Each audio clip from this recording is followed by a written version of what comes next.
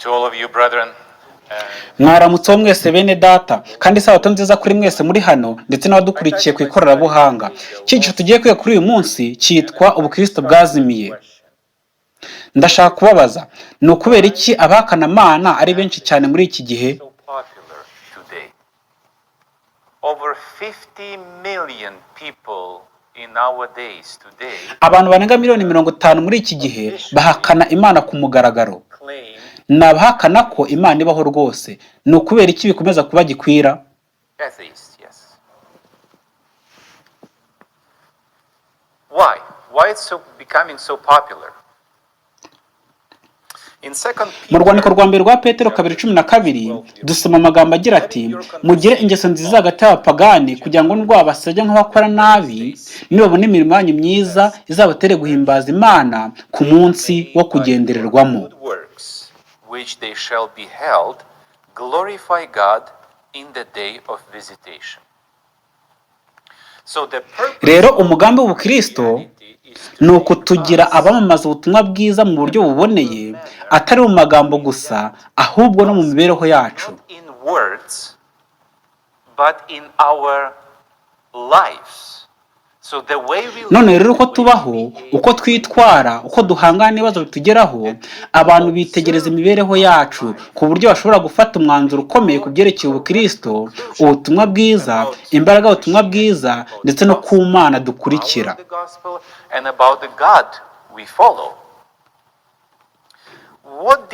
Mbese ni iki abantu babonye kwa Kristo mu ntangiriro y'Ubukristo?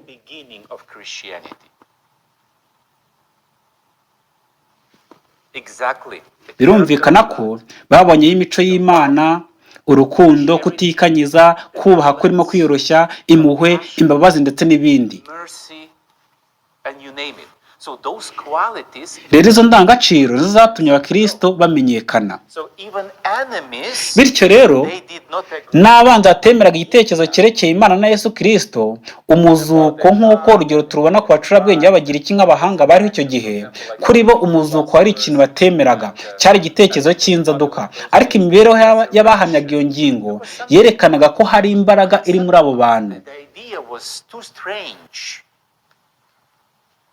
But their life proved the point that there is a power behind which changes these people.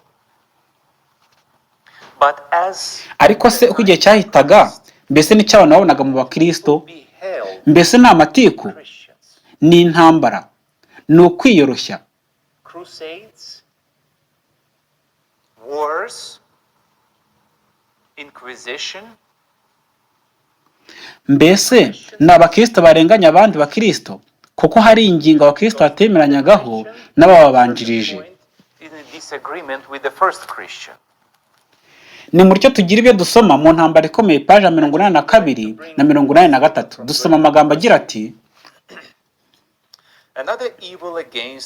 ikindi kintu kibi umugorozi w'Ikristo yarwanyije igihe kirekire akoresheje imbaraga nyinshi ni ishyano ry'ibigo by'abapadiri batagiraga umutungo wabo bwite, ahubwo basabirizaga.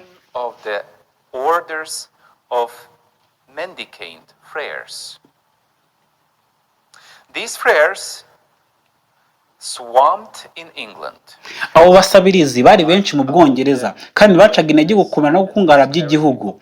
Inganda, uburezi n'umuco mbonera byose byagezweho n'ingaruka zabyo. Imibereho y'abapadiri yo kutagira icyo bakora no gusabiriza ntabwo yamungaga umutungo wa rubanda gusa, ahubwo anateye urubyiruko rushoboye gukora kuba imburamumaro.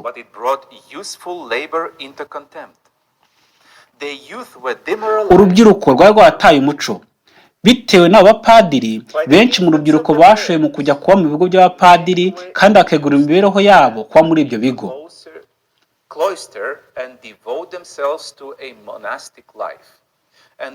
Ibyo ntibyakorwaga ababyeyi babo batabemereye gusa, ahubwo ntibabaga banabizi, ndetse byabaga binanyuranyije n'amabwiriza babahaye. Ndetse n'abanyeshuri bo muri za kaminuza bashukwaga n'ibitekerezo bibi bya padiri kandi bakagwa mu mutego wo kwemera ibyo babategekaga. The Pope had bestowed papa yari yarahaye abapadiri ubushobozi bwo kwakira abantu bicuza ibyaha no kubaha imbabazi. Ibyo byabaye isoko y'ibibi bikomeye. Kubera kurangamira kugwiza indamu zabo, bahoraga biteguye gutanga imbabazi z'ibyaha ku buryo abicanyi b'uburyo bwose babasangaga, bityo ingaruka yaje kuba iy'uko ubugizi bwa nabi bukabije bwiyongereye vuba vuba. And as a result, the worst vices rapidly increased. The sick and the poor were left. Abakene n'abarwayi bari barabaye intabwa mu gihe impano zari zikwiriye gukemura ubukene bwabo zashyirwaga abapadiri, bakaga abantu ibyo kubafasha babakangisha ko abatazazitanga batazafatwa nk'abantu batunganye. Of those who should withheld gifts from their orders. Nubwo bavugaga ko ari abakene, ubukungu bw'abapadiri bwarushagaho kugwira. Nyamara nubwo bamaraga igihe biberaho gikungu kandi bishimisha, batumaga abantu b'injiji bashobora guca imigani itangaje no kuvuga ibitekerezo by'imihimbano n'inzenya kugira ngo basetse abantu, bityo barusheho gukomeza kuba abayoboke babo.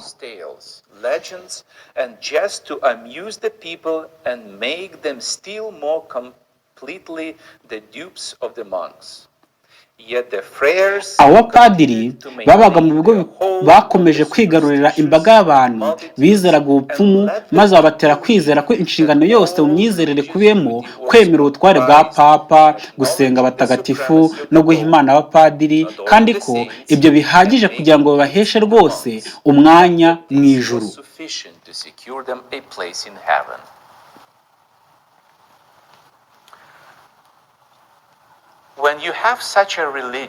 Igihe mufite iyobokamana nk'iryo mu gihugu cyanyu, nk'uko byagenze mu bihugu byo mu Burayi, abantu bamenyereje ubwonko bwabo cyangwa ubwenge bwabo kwitegereza ibi. Mbese ni gute babonaga ubukristo muri iyi shusho?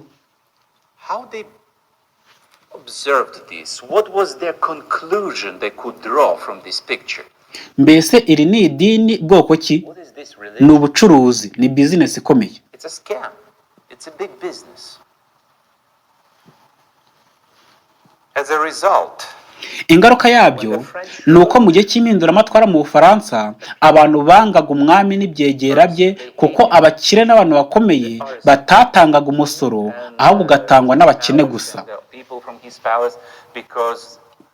The rich people did not pay the taxes.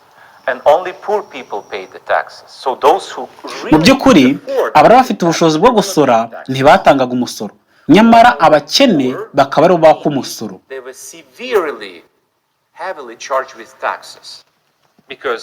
Ni ukubera ko hahoraga intambara, bashaka kugumana imibereho basanga y'umudamararo, nyamara imibereho nk'iyarangaga abapadiri n'abepiskopi mu makatedrale niyo yatumye igihe abantu bahirikaga ubutegetsi, ntabwo aribwo bwonyine bakuyeho gusa, ahubwo banahiritse ukwizera Imana. They did not only overthrow the government, the power they were not satisfied with. They overthrown the faith in God. Why? Mbese no kubera iki? Ni ukubera ko bari baragaragaje idini n'ubukristo nka bizinesi, ubucuruzi.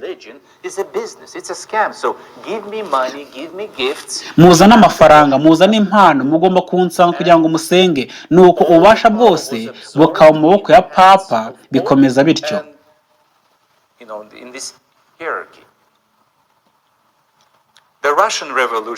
Impinduramatwara mu Burusiya yabayeho mu cya 1917. Ni ukubera icyo abantu bahagurukiye kurwanya iyobokamana.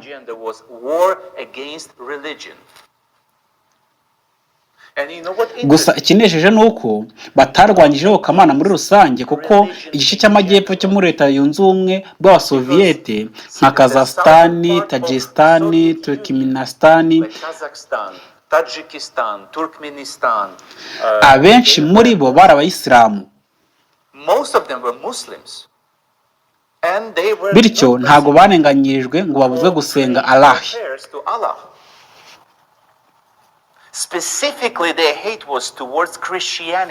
Icyo bangaga cyane ni ubukristo. ariko ubundi ni ukubera iki? Ni ukubera ko abapapa b'amatora y'abarotodogisi bagiriraga n'abantu ndetse bakanabaka amafaranga yo gushyigikira abapapa, abayobozi n'abapadiri b'amatora y'abarotodogisi.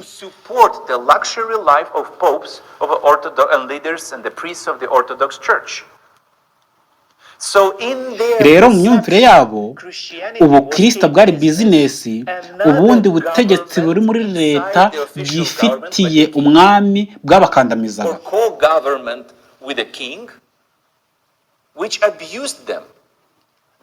Uko niko abantu babonaga ubukristo.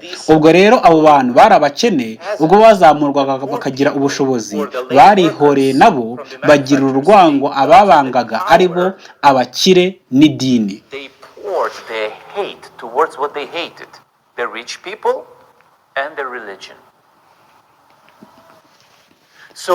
Ariko se no kubera iki abakanamana ari benshi muri iki gihe? Ninde nyirabayazana? Ikibazo cya mbere ni ubujiji. Umucurabwenge wa kera Zarathustra yaragize ati, imihango itarimo gushyira mu gaciro byaturutse ku bujiji n'ubwoba, kandi birushaho gukomera cyane igihe gushyira mu gaciro bisinzirijwe.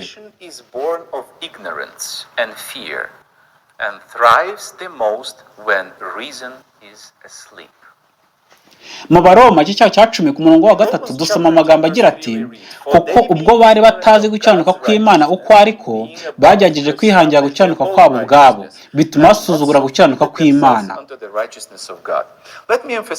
Nimureke twibande kuri iri jambo, ubwo batari bazi gucyanuka kw'Imana, cyo gituma abantu bagerageza kugira icyo bakora bo ubwabo. Ikibiturukamo nuko basuzugura gucyanuka kw'Imana ndetse n'imbaraga y'ubutumwa bwiza.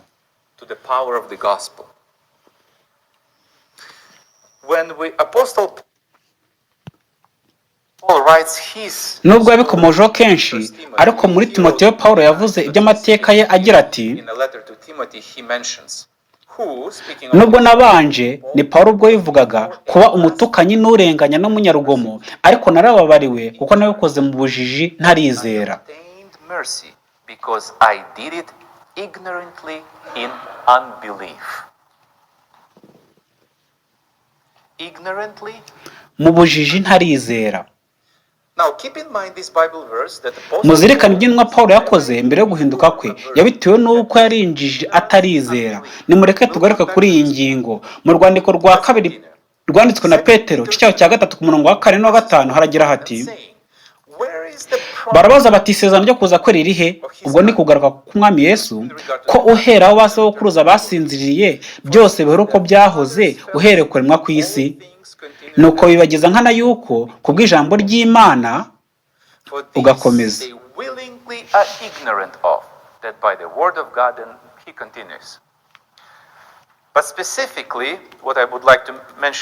Icyo nshaka kuvuga aha ngaha ni uko abantu bahitamo kutamenya, bibagiza nkana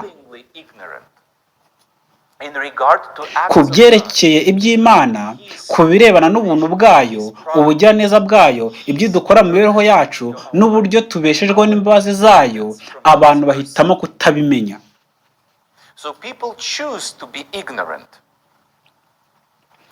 Ibyakozwe muri 24 umurongo wa 24 na 25 dusoma amagambo agira ati, bukeye Feliki azana n'umugore we Drusila w'umuyudakazi, atumira Pawulo, yumva ibyo avuga kwizera Kristo Yesu. Akivuga ibyo gucyanuka n'ibyo kwirinda n'iby'amateka azacibwa, Feliki aratinya cyane, aramusubiza ati, none genda, nimbona uburyo nzagutumira.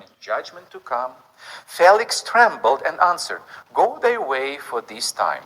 When I have a convenient season, I will call for thee. Mu gitabo cy'ibyakozwe n'intumwa cyanditswe na Ellen White handitswe ngo, Feliki yahutiragaho kandi ari umugome bikabije ku buryo nta muntu wari atinyitse kumwegera ngo amubwire ko imico n'imyitwarire ye bidatunganye. Nyamara Pawulo we nta muntu yatinyaga. Pawulo yagaragaje imbere ya Feliki na Dirusira imico y'Imana ariyo gukiranuka, ubutabera no gutungana kwayo, kandi anabagaragariza kamere y'amategeko yayo. Ako kanya umutimanama warakangutse maze wumvikanisha ijwi ryawo, bityo Feliki yumva ko amagambo ya Pawulo ari ukuri. Imbere ye higaragaje mu buryo bukomeye amabanga yo mu buzima bwe bwa kera bwaranzwe no gusayisha mu busambanyi no kumena amaraso. Yibonye ko ari umuntu wakundaga ibinezeza by'umubiri, umugome n'umunyamururumba, kandi nta na rimwe mbere y'icyo gihe yararigeze yumva ubutumwa bwakabakabya umutima we nk'icyo gihe. Nta na rimwe ibitekerezo bye byari byarigeze bigira ubwoba nk'icyo gihe. Ariko aho kugira ngo iby'umutima we wamwemeje bimutere kwihana, yagerageje kubyirengagiza. Ikiganiro afitanye na Pawulo cyahise kirangiriraho. Yaravuze ati, none genda, nimbona uburyo nzagutumira. Ibintu byakozwe mu paji 423 na 427. Uyu muntu yiberagaho mu bujiji. Ubwo igihe cyageraga, ukuri kukamugeraho, kukinjira mu mutima we, maze mu bwenge bwe akabona buri kintu cyose kubera ijambo ry'Imana. Kubw'ikibwirizwa cya Pawulo, Feliki yakomeje kuba injiji.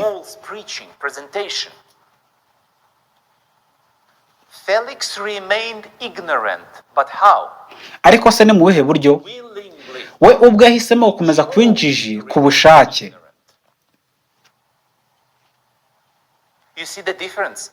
Mbese muri kubona itandukaniro? Kuba injiji bwo kutamenya no guhitamo kugumya kuba injiji ubishaka. Ni mutyo tujye ku kibazo cya kabiri.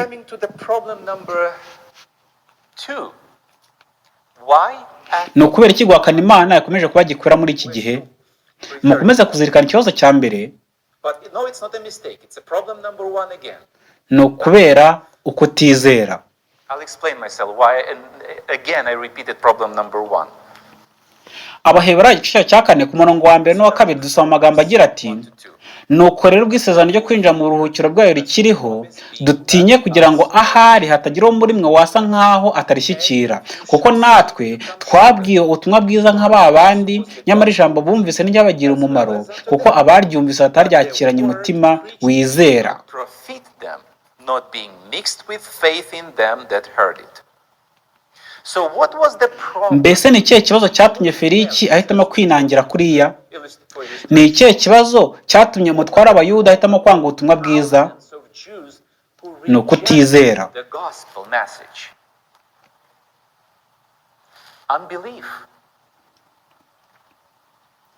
Mbese harya muribuka igihe Pawulo abwiraga Agiripa? Harya yavuze ngo iki? Yaramubaje ati, mbese wemeye ibyahanuwe? Ahita atanguranwa atarasubiza ati, nzi yuko ubyemeye. Yaramaze kumurondorera uburyo ubuhanuzi bwo mu isezerano rya kera bwasohoreye kuri Mesiya. Ariko se Agiripa asubije iki ku iherezo ry'icyo kibwirizwa?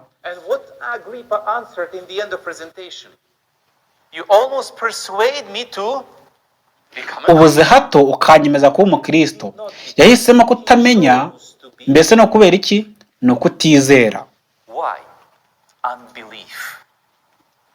Mu bihamya by'itorero volume ya 5 paje 704 handitswe ngo, hariho uburyo bwinshi bwo gusoma Bibiliya bitagize icyo byunguye, kandi kenshi bigirira umuntu nabi. Ariko se niko biri? Mbese gusoma Bibiliya bigira umuntu nabi? Reading a Bible can cause injury? When the word of God, iyo ijambo ry'Imana atabumburanwa kwicisha bugufi no gusenga, iyo ibitekerezo n'iby'abantu bishimira bitari ku Mana cyangwa bifatanye n'ubushake bwayo, ubwenge bujyamo igihu cyo gushidikanya, maze ubukobanya buyihakana bukarushaho gukomera. Umwanzi ayobora ibitekerezo maze agatanga ubusobanuro butari ubw'ukuri. The enemy takes control of the thoughts and he suggests interpretations that are not correct.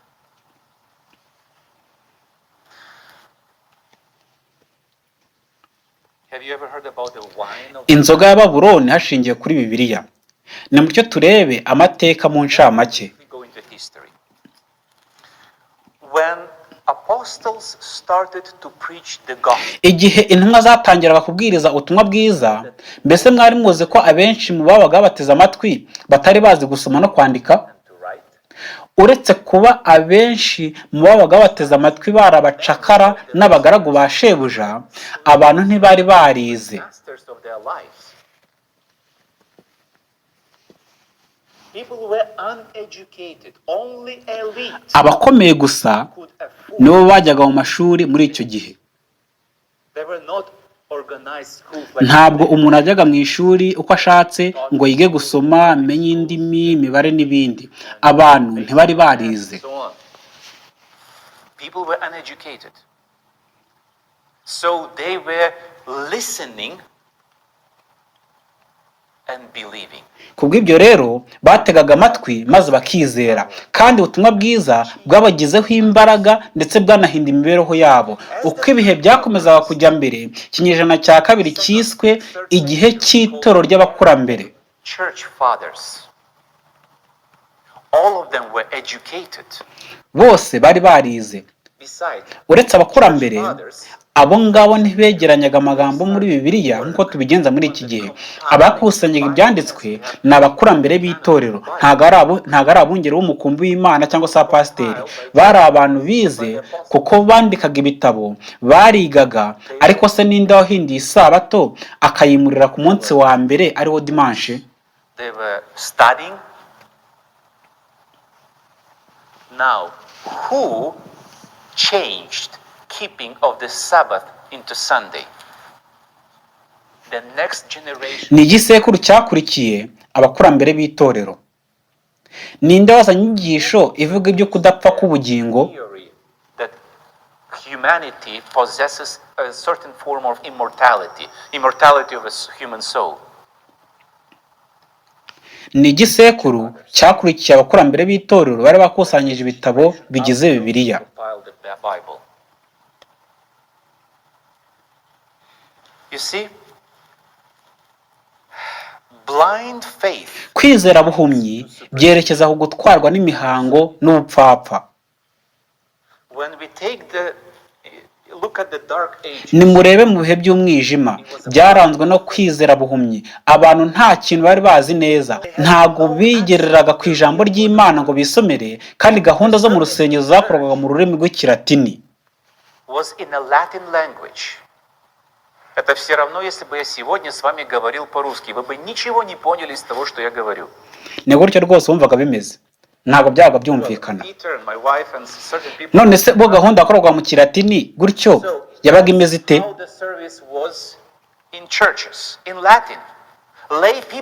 Abakorerabushake b'abanyamuhati bihatiraga kumenya ibyo umubwiriza avuze kugira ngo abisobanure. Ingaruka yavuyemo ni uko habayeho umwijima ukomeye w'iby'umwuka ukomeye. Abantu bari basonzeye ukuri, nyamara ntibamenye ibisomwe niba ari ukuri. But people were craving for food. People were hungry. And they were fed with whatever they could, whatever was given, that's what they were eating. So they had faith. Icyakora bari bafite kwizera, bakiringira inyigisho z'ibyo babwiwe, cyangwa se imihango, cyangwa bakabwirwa ngo nimujya hariya mukagira imitambagiro mwerekeza ahantu hera cyangwa se hatagatifu nk'uko bikunda kuvugwa, nibwo ubukristo bwanyu buzakomera. Ibyo ngibyo abantu barabyizeye rwose. People did believe that sincerely. Nasomye inkuru nyinshi zivuga uburyo abantu bagendaga amajoro bakihanganira ingorane berekeza ahantu hera, bakambukiranya ibihugu ngo bagiye kureba aho Yesu yabambiwe. Nkibaza nti mbese Imana ibibona ite niba aho hitwa ko hera nyamara hagahora intambara? Rwose nabo kubabarirwa kubera ko ubupfapfa bwabo ari bwo batera kujyayo mu gihe imirwano ihabera ndetse n'ibibazo bya politike ntacyo Yesu abikoraho.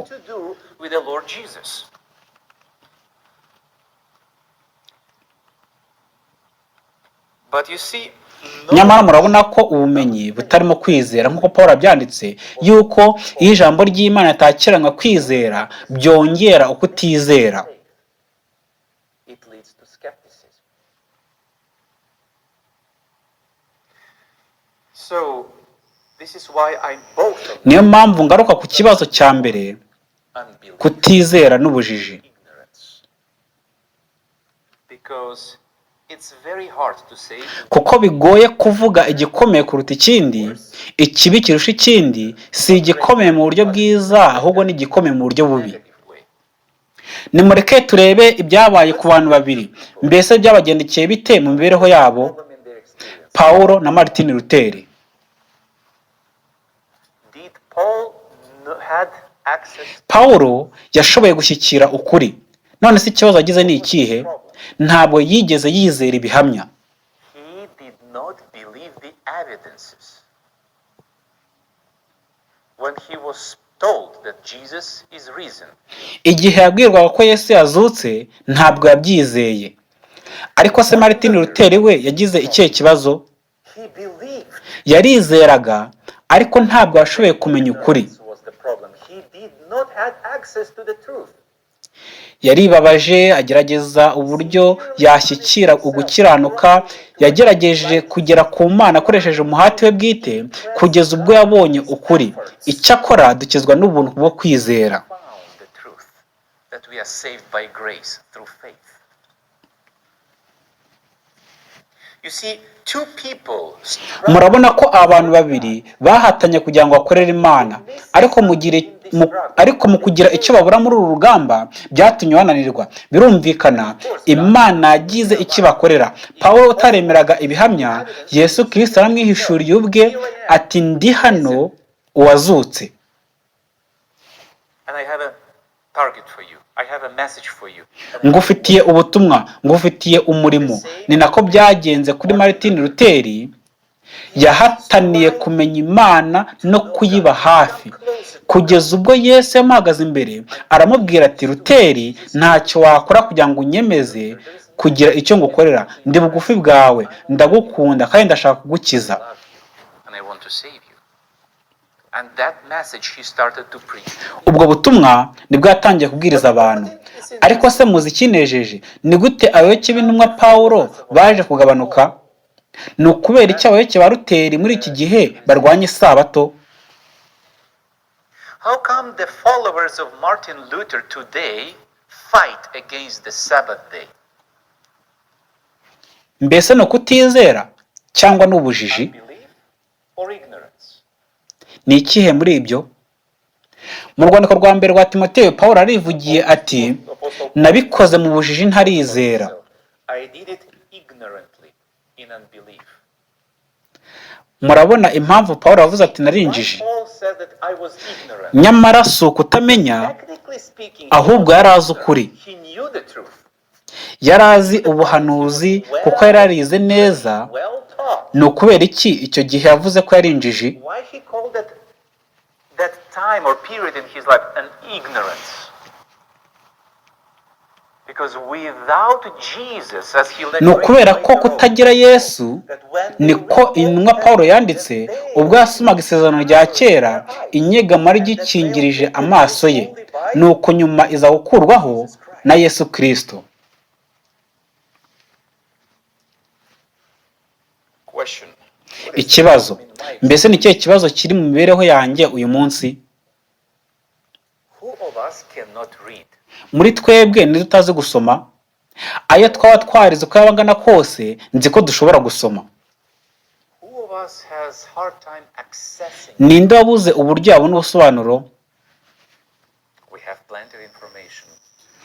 Dufite Bibiliya z'ingeri zinyuranye, ibitabo birasemurwa, ndetse yemwe n'inyandiko z'ikigiriki zirahari. Whatever Icyo mwashaka cyose. what else are we lacking?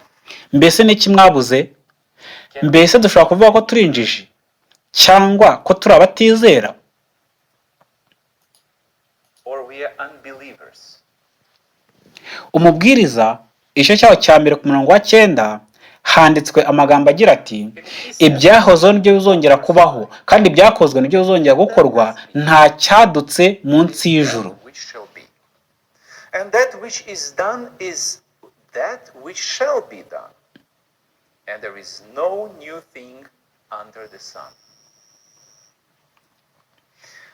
Do you think that today, because we have... Muri iki gihe dushobora gutekereza ko dufite amakuru yose, ko tutari injiji, abantu bari hafi y'Imana, nyamara ukutizera n'ubujiji bikomeje kuba gikwira muri iki gihe. Both ignorance and unbelief still prevails today. And there are many proofs of today's. Hari ibihamya byinshi bituruka ku muryango mugari wo muri iki gihe. Ni bangahe bizera by'ukuri ko urukingo rufite ubushobozi bwo kurwanya coronavirusi? Mbese no kutamya ibyerekeye ibyo? Oya, no gushaka kuri murandasi.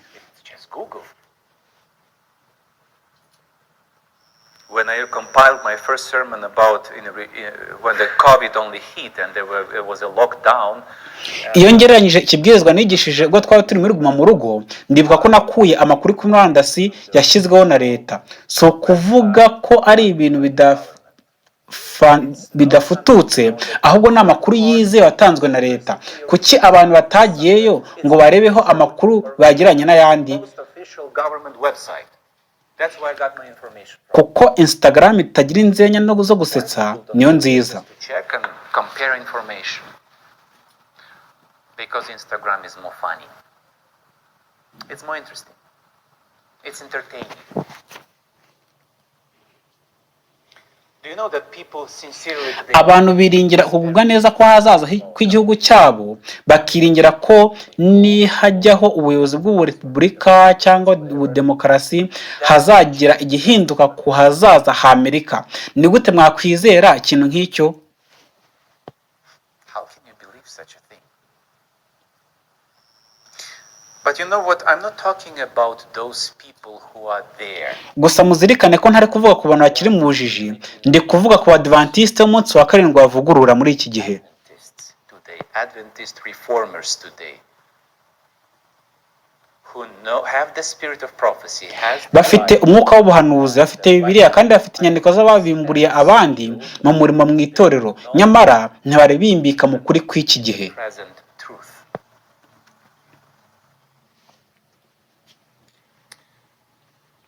And war in Ukraine.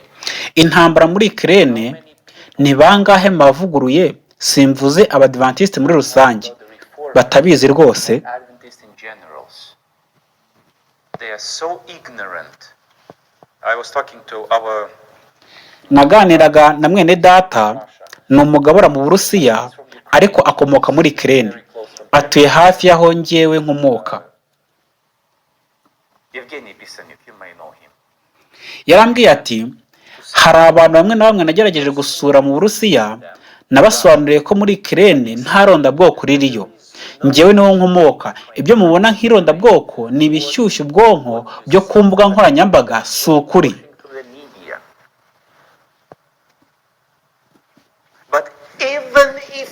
Ariko se muri Ukraine haramutse habayeho ironda bwoko, ni gute mwashyigikira Ukraine nk'Abadventiste bavugurura? Mwibwira ko abanya-Ukraine ari bo beza kurutaho? Oya. Umwe muri bashiki bacu bari bihannye yavugiye kuri groupe yo ku mbuga nkoranyambaga ko igihe umujyi wa Kharkov wagotwaga n'ingabo z'Abarusiya, abanya-Ukraine barahatanye birukana Abarusiya, nuko ku rubuga yaravuze ati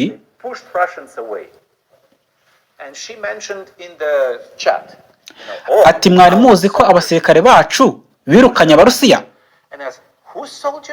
Turabaza duti ni abahe basirikare?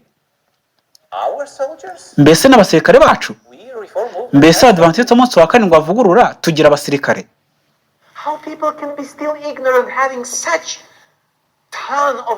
ni gute abantu bacu bakiri mu bujiji bwo gukwirakwiza amakuru adafututse nk'ayo? Bazi gusoma, bafite umwuka w'ubuhanuzi, bafite bibiliya, bazi amateka y'impamvu abadivantisite bavugurura babayeho ko ari ukubera ko tutajya mu ntambara.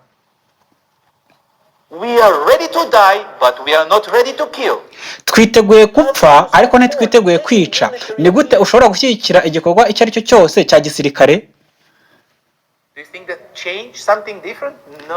Mbese mwibwira ko hari icyahindutse? Oya rwose bene data, turacyafite ikibazo kutamenya no kutizera. Abantu bamwe barwana n'ubujiji kuko nta mwanya bafite wo kwiyigisha, kuko imbuga nkoranyambaga WhatsApp, Facebook na Instagram ari byo bibanejeje. Nyamara abantu baramutse bamenye amakuru, hari icyahinduka. Mu Baroma igice cya 10 ku murongo wa 3 haravuga ngo, kuko ubwo bari batazi gukiranuka kw'Imana ko ariko bagerageje kwihangira gukiranuka kwabo ubwabo, bituma basuzugura gukiranuka kw'Imana.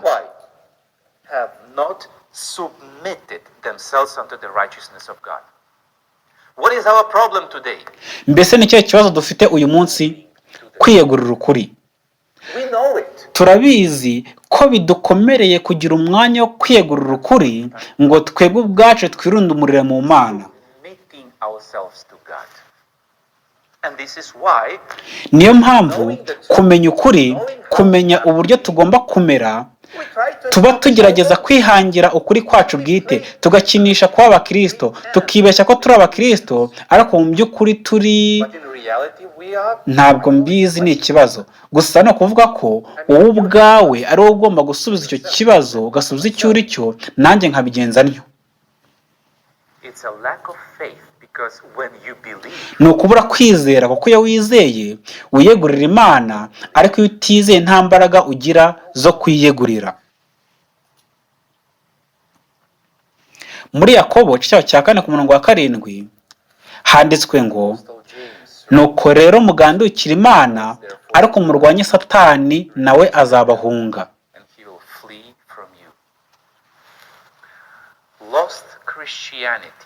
Ubukristo bwazimiye. Bene data na bashiki banjye, ubutumwa ntambukije ntimubwakire nk'aho hari ntunze urutoki, ntawe mbwiye muri mwe wicaye hano cyangwa unteze amatwi ku ikoranabuhanga, ndi kuvuga muri rusange. Ndabwira yuko turi mu bihe biruhije ku buryo dukwiriye kwisuzuma mu mitima yacu, kuko mu by'ukuri imibereho yacu igaragaza ko tutari twiyegurira mu buryo bwuzuye imbaraga ubutumwa bwiza. Hari ikibura. Dushobora kuba turi abizera b'itorero, tukaba turi abatizera kandi tukaba injiji, nyamara turi abagize itorero. Dukeneye kwiyegurira imbaraga y'ubutumwa bwiza kugira ngo ihindure imibereho yacu n'intumbero yacu ihinduke, bityo tubone ibiturutse mu ijuru. We will see things from above. The true Christian, Umukristo nyakuri iyo yitegereje intambara, ubushyamirane bya politike, intambara hagati y'abademokarate n'abarepublikani muri Amerika, abirenza amaso, agasobanukirwa ko Satani ari ubyihishe inyuma, maze akabyendera kure, kuko Yesu yavuze ko ubwami bwe atari ubw'iyi si. My kingdom is not of this world. But people who did not fully submit or yield to the power of the gospel. Ariko abantu bategura imbaraga ubutumwa bwiza by'ukuri baba bari munsi y'imbaraga z'imbuga nkoranyambaga, kuko ntihabura imbaraga runaka idutegeka. Ishobora kuba ari ubutumwa bwiza cyangwa indi mbaraga. Hari imbaraga y'imbuga nkoranyambaga, kwizera iby'inkingo, kwiringira ubuhangange bwa Amerika, kwiringira ko Abisirayeli bari mu kuri, abandi bakizera ko Uburusiya ari bwo buri mu kuri, abandi ko Ukraine ari bo bari mu kuri. Nyamara mu byo abantu barwana nabyo bibagirwa ko ubwami bwa Kristo atari ubw'iyi si. Ni ikintu gihindura umutima, ni imbaraga ubutumwa bwiza, ariko dukwiriye kwiyegurira. Ndatekereza ko bihagije. Amen.